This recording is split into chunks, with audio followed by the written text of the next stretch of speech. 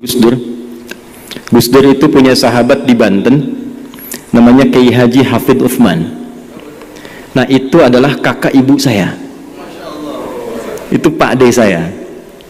Jadi kecil itu kami juga sudah sering dibawa kalau ke MUI bertemu Kiai Sahal yang sangat saya kagumi dengan ketawaduannya, ilmu fikihnya yang luar biasa. Yang kelak dengan kekaguman itu ternyata saya menikah dengan Putri Asti Lasem Rembang yang ibunya satu susuan dengan Kiai Sahal ke atasnya. Jadi Siti Aisyah, Siti Asia ibunya. Jadi saya ke keluarganya Gus Koyum, ke Gus Baha, kalau ditelusuri nyambung dari istri itu birodaah. Karena itu Gus Koyum manggil saya Ade. Kalau kami teleponan tuh saya bilang De Adi, apa kabar gitu ya. Jadi hari ini saya sangat terharu, luar biasa. Dan insya Allah Gus Yahya saya itu hatam Yalal Watan tuh hatam saya. Ayah saya itu Ustad di NU di Pandeglang. Tapi kenapa saya dimasukkan ke sekolah Muhammadiyah? Baru tahu juga saya setelah dewasa, ternyata salah satu risalahnya supaya saya bisa menerangkan tentang NU di Muhammadiyah. Jadi itu yang menjadikan saya, kalau saya mengajar dan sebagainya, saya buka, saya kupas.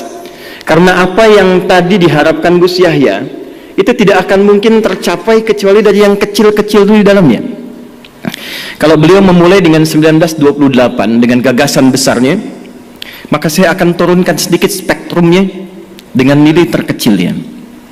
Saya mundur ke 1905, 23 tahun sebelumnya, bertempat di Tanah Abang sekarang, tepatnya 17 April 1905, 13 Jumadal Akhirah 1323. Kita bersepakat bahwa di satu titik yang telah tadi banyak diulas, Indonesia ini bukan negara agama, tapi spirit menjalani kebangsaannya diisi dengan spirit agama.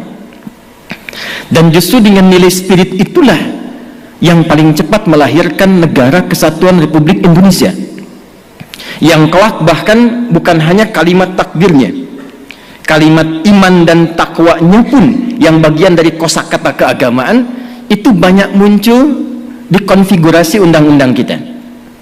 Maka 5 orang habaib disertai dengan beberapa tokoh datang baik dari Kauman Yogyakarta yang bernama Muhammad Darwish, kelak dikoordinasikan ke Jombang yang dikenal dengan Hadratus Syekh Muhammad Hashim bin Asy'ari, yang ketika saya riset pun ternyata dua-duanya bertemu di satu nasab.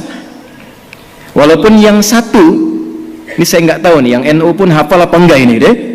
Jadi kalau kita buka sekarang ada Irsyadus Sari fi Jam'i Musannafati Syekh Muhammad Hashim Al-Asy'ari yang mengumpulkan 19 kitab itu.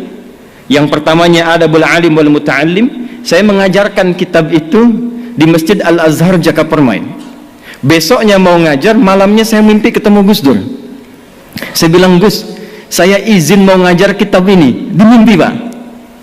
Beliau lihat saya lalu tersenyum. Saya anggap itu ijazah, walaupun mungkin beliau bertanya, iki kok piye orang Muhammadiyah ngajar kitabnya Adabul Alim wal Muta'allim.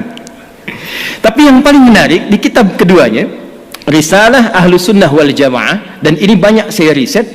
Sebelum masuk kedua ini, maka dijelaskan yang saya baca ada nasab. Huwa Muhammad Hashim bin Asy'ari bin Abdul Wahid bin Abdul Halim Al-Ma'ruf bi Pangeran Benawa bin Abdurrahman Al-Mulaqab bi Joko Tingkir ay Sultan Hadiwijaya bin Abdul Aziz bin Abdul Fattah bin Abdullah Walid Raden Ainul Yakin Al-Ma'ruf bi Maulana Ishaq, yang dikenal dengan bapaknya Sunan Giri. Di Maulana Ishaq ternyata ketika saya lihat nasabnya Muhammad Darwish yang sejak muda belajar di Kiai Haji Soleh Darat dengan Syekh Hashim dan berangkat ke Mekah, pulang kemudian menjadi Ahmad Dahlan, ditemukan nasabnya Kiai Haji Ahmad Dahlan bin Kiai Haji Abu Bakar bin Kiai Ilyas bin Kiai Sulaiman bin Demang Jurang Jurukapindo bin Kiai Gerbek 1 bin Kiai Gerbek 2. Gerbek 2 itu yang bikin apam la kuwata yang buyutnya Pak Erlangga Hartarto itu, yang di Klaten itu. Nyambung ke atasnya ketemu di Azmatkan. Azmatkan itu nyambung dari Maulana Ishaq. Baru nanti ke atasnya Zainal Abidin, ke Al-Husain, ke Al-Hasan, ke Ali bin Abi Thalib, suami Fatimah Az-Zahra bintu Muhammad sallallahu alaihi wasallam, bin Abdullah, bin Abdul Muttalib, bin Hashim, bin Abdul Manaf, bin Qusay, bin Murrah, bin Kilab, bin Ka'ab, bin Ghalib, bin Fihir, bin Malik, bin Nadar, bin Kinana, bin Khuzaimah, bin Mudrikah, bin Ilyas, bin Nizar, bin Mudar, bin Ma'ad, bin Adnan, bin Addi, bin Adri, bin Muqawwam, bin Nahur, bin Tarikh, bin Ya'rub, bin Yasjub, bin Nabit, bin Ismail alaihi salam, bin Ibrahim alaihi salam, bin Azar atau bin Nahur, bin Abir, bin Kinan, bin Arfakhshan, bin Sam, bin Nuh alaihi salam, bin Matushalah, bin Kinan, bin Alwas, bin Tif, bin Adam alaihi salam. Jadi ormas besar yang nyambung nasabnya ke Nabi Adam itu dua, satu NU, dua Muhammadiyah.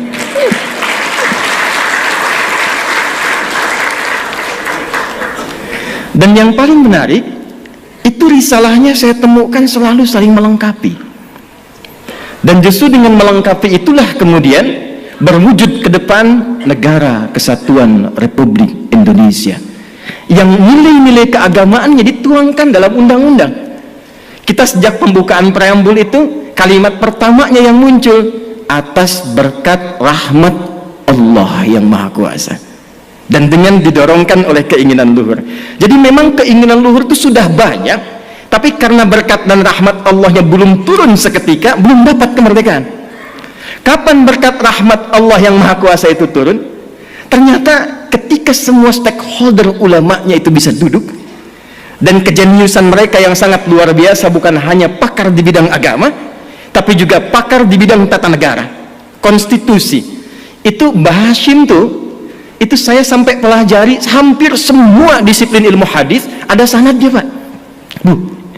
Karena itu wajar ulama-ulama kita yang di NU, di Muhammadiyah, karena hafal kitab-kitab hadis dengan isinya, maka semua kurikulum kehidupan di kitab hadis itu ditempatkan sesuai dengan tupoksinya. Saya sayangkan anak-anak kita sekarang kalau ngaji hadis hafal 1, hafal 2, hafal 3, selesai. Dulu orang mengaji kurikulumnya diterapkan dalam kehidupan karena tidak disusun kitab hadis ini kecuali berurutan secara tematik yang membentuk kurikulum kehidupan. Imam Al-Bukhari 97 topik menyebut kitabnya dengan Al-Jami', Al-Jami' As-Sahih Al-Musnad Al-Mukhtasar min umuri Rasulullah sallallahu alaihi wasallam wa sunanihi wa ayyamihi. Ini kitab saya isinya tematik komprehensif, 97 topik berisi panduan dari Nabi, dari kesehariannya sampai tuntunan berkehidupan.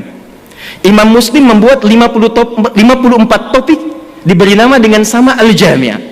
Dan di topik ke-33 itu didapatkan Kitabul Imarah, kitab kelola tata negara. Itu khatamnya bab tentang tata negara itu menjadikan mereka bisa bertemu bukan hanya di tatanan praktikal fikih.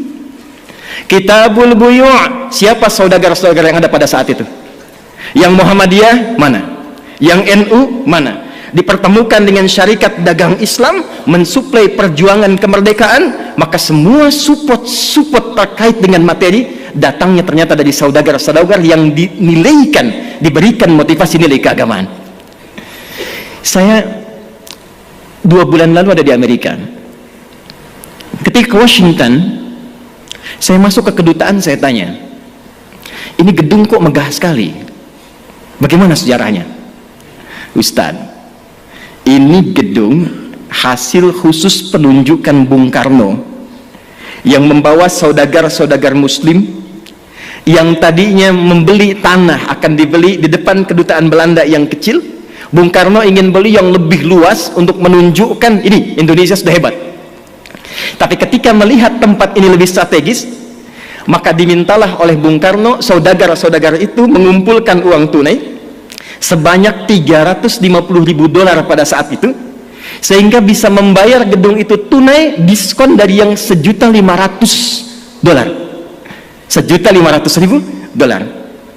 Ternyata gedung megah yang urutan ke-14 ikonik di Amerika itu ternyata dihasilkan dari hasil sinergitas semua saudagar-saudagar, yang semua saudagar ini keluar untuk berkhidmat, dihasilkan dari rekonsiliasi dan pertemuan semua ulama itu.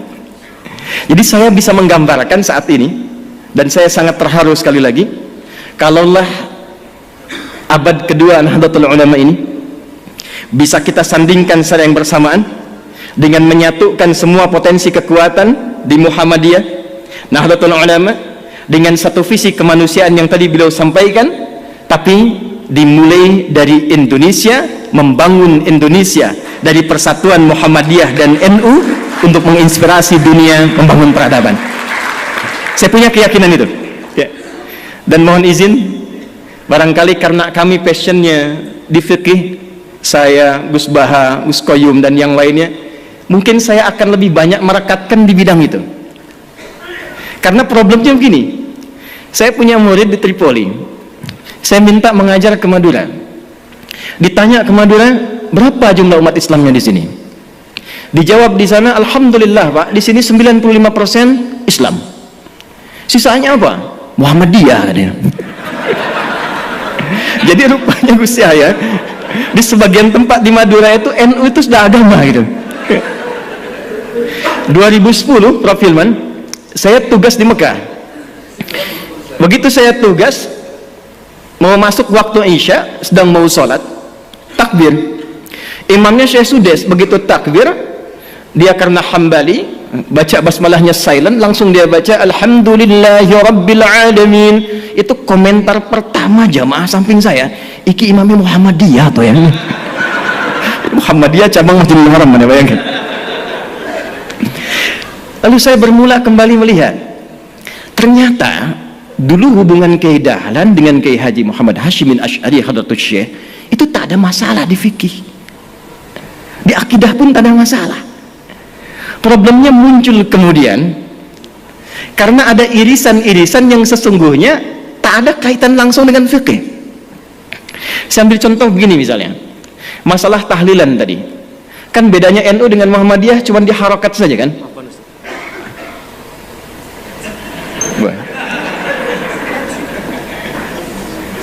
Ketua PBNU mengejar pesawat, beliau mohon dipamitkan. Kita doakan semoga beliau sehat, lancar, dan yang lebih penting diberikan oleh Allah Subhanahu wa Ta'ala usia yang berkah untuk menginspirasi kita semua dengan gagasan-gagasan yang cemerlang ya. Dipersilahkan Gus, semoga Allah senantiasa memberikan kebaikan-kebaikan dan kemuliaan. Tadi saya katakan sebetulnya saya riset di fikih ini tidak jauh Pak Bu. Tahlilan misalnya, bedanya NU Muhammadiyah kan cuma harokat ya. NU pakai nasab, Muhammadiyah pakai rofa kan? Muhammadiyah jadikan isim, NU menjadikan masdar. Halala yuhallilu tahlilan.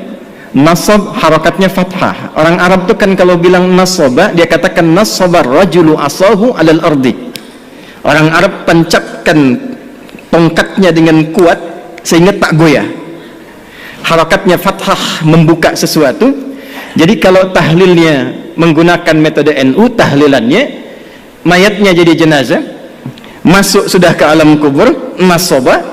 Lalu untuk memberikan Fatihah dan turunannya dibuka, kemudian menggunakan skema tahlilan. Muhammadiyah cuma pakai rofa. Rofa pas ditarik, ya ayyatuhan nafsul mutmainnah. Makanya Muhammadiyah menggunakan rofa tahlilun, NU menggunakan nasab tahlilan. Dan ternyata Kiai Ahmad Dahlan tuh nggak pernah nyual itu, nggak pernah nyual. Dan saya telusuri di konfigurasi hukumnya itu, ternyata persoalannya bukan fikihnya. Ada kasus di kalangan masyarakat ingin menyelenggarakan tahlilan, ternyata tak punya materi, sehingga dia harus berhutang kepada tetangganya untuk mewujudkan tahlilan itu. Maka keluarlah pertimbangan, kalau tak punya uang jangan dipaksakan sehingga berhutang. Bukan masalah tahlilannya, cuman memang babnya belum selesai. Kalau memang tak punya uang, kenapa anda tak pinjamnya atau berikan saja, kan tuntas babnya gitu ya. Jadi saya kira ada turunan-turunan informasi yang dari atas itu, yang di kalangan elit sudah selesai, ke bawahnya itu tak sama. Kunut misalnya, di Muhammadiyah itu nggak mempersoalkan kunut. Saya belum pernah temukan ada orang Muhammadiyah di Majelis Tarji menfatwakan kunut bid'ah, tak ada. Kecuali Wahabi. Ya, kecuali Wahabi. Tak pernah saya temukan. Bahkan fatwanya yang terjadi ketika ada imamnya kunut yang di belakang mengaminkan, ketika imam di depan pun tak kunut, yang di belakang tak usah sujud sahwi. Jadi tataran konsep di atas itu sudah selesai. Nah, apa yang menyebabkan ke bawah itu tidak tuntas kemudian? Ya, informasi-informasi ini saya kira belum tampilnya dan disemarakkannya dakwah-dakwah seperti Gus Bah, Gus Koyung. Di Muhammadiyah ada kami, ada teman-teman yang lain. Nah, saya mungkin sarankan di semua turunan ke PWM, PWNU sampai yang ke bawah, itu yang difasilitasi untuk muncul. Karena problemnya di luar negeri itu antara faqih, alim, mufti, muballigh, da'i itu jelas. Saya usia 26 tahun di Libya diangkat jadi amin khutbah, boleh menentukan siapa yang khatib. Teman-teman saya yang ngaji sama saya sekarang jadi kiai semua tuh. Kiai Muhammad Imam Sofwan Yahya, menantunya Kiai Aqil Siraj, itu teman seangkatan saya di Tripoli, ngaji bahasanya dengan saya. Kiai Nurul A'la, Pati. Kemudian ada lagi Kiai Anas Mas'udi, Kiai Muhammad Syamsuddin yang di Madura, yang duduknya kemarin dengan Gus Kautsar di Muktamar 1 Abad NU. Kemudian ada Kiai lagi yang dari Pati, Solah Ulaya. Kemudian ada lagi Tian Kamaludin. Itu teman-teman kita pulang dari Tripoli, kita satu generasi membangun kesepahaman. Itu kalau dakwah semua sampai. Nah, saya kira yang terakhir yang ingin saya akhiri, saya pikir sudah saatnya sekarang kita tidak berbicara lagi dalam konteks perbedaan NU Muhammadiyah dalam tatanan yang disepakati, tapi sekarang babnya adalah bagaimana membangun persaudaraan yang menyinergikan sehingga gagasan-gagasan besar yang disampaikan oleh Gus Yahya tadi di depan, membangun peradaban, membangun kemanusiaan, saya kira bisa diinisiasi di bumi pertiwi ini melalui penyatuan dan sinergitas NU dan Muhammadiyah. Ya, tentu nggak akan sama semuanya. Bab rumah sakit Muhammadiyah, bab kampus Muhammadiyah. Jadi pernah ada yang tanya berapa jumlah kampus Muhammadiyah? 157 kepada Kiai Hasyim Muzadi. Kenapa di NU nggak ada kampusnya? Kata Kiai Hasyim, santai saja. Ya, selain yang Muhammadiyah punya NU semua itu. Jadi jangan khawatir, insya Allah kalau ada yang di NU masuk Muhammadiyah nggak akan jadi Muhammadiyah. Yang di Muhammadiyah bisa sekolah ke NU. Kalau semua kita saling mengisi, besok-besok insya Allah yang satu lalaran alfiyah, yang satu CDEF GABC. Yang ini kalamuna lafdun mufidun kastaqim wasmun wa fi'lun thumma harfunil kalim wahiduhu kalimatun wal qawlu am wa kalimatun biha kalamun qad yu'am bil jarri wat tanwini wan nida wa al musnadin lismi tamizun hasal bita fa'alti atat wa ya if'ali wa nunik balana ismun yamjali. Yang ini CDF GABC, GABC DFIS G, DFIS G ABCIS D, ABCIS D FIS GIS A, FIS GIS ABCIS DIS E, BCIS DIS F FIS GIS AIS B, FIS AIS B CIS DIS AIS FIS, CIS DIS AIS FIS GIS AIS BIS CIS. Yalal watan, yalal watan, yalal watan, hubbul watan minal iman, wala takum minal hirman, inhadu ahlal watan. Itu rumusnya pakai rumus rajaz. Mustaf'ilun, mustaf'ilun, mustaf'ilun, mustaf'ilun, mustaf'ilun, mustaf'ilun. Itu 16 rumus di bahar, Pak. Al-Asma'i ngambil itu jadi sautus safiril bulbuli, hayyaja qalbi thamili, al-ma'u wa zahru ma'a zahri lahdul muqali. Ditarik oleh Kiai Haji Wahab Hasbullah jadi yalawatan. Yang ingin saya katakan, betapa hebatnya orang tua kita dulu, bukan hanya pakar di bidang fikih, pakar di bidang tata negara, tapi juga pakar di bidang bahasa. Di semua aspek spektrum keilmuan bisa diterjemahkan dalam konteks aplikasi kehidupan. Saya kira itu yang bisa saya antarkan untuk meneruskan gagasan-gagasan Gus Yahya. Tapi di forum ini terakhir saya berkenan untuk menegaskan bahwa dengan adanya NU memasuki abad kedua saat ini di Surabaya ini, di kota pahlawan ini, saya kira ada narasi hebat yang penting kita sampaikan secara nasional dan internasional. Di tempat ini akan terdapat persatuan antara NU dan Muhammadiyah menuju gagasan ke depan. Terima kasih Pak Zul yang telah memfasilitasi. Mudah-mudahan beliau senantiasa sehat, mencerahkan, dan gagasan Islam tengahnya saya kira itu sangat luar biasa dan boleh kita kaji untuk ke depan. Kita tunggu masukan-masukan dan ide-ide cemerlang inspiratif dari para pembicara kita. Semoga keberkahan menyertai kita semua. Terima kasih untuk semuanya. Wallahu muwaffiq ila aqwamit thariq fastabiqul khairat. Assalamualaikum warahmatullahi wabarakatuh.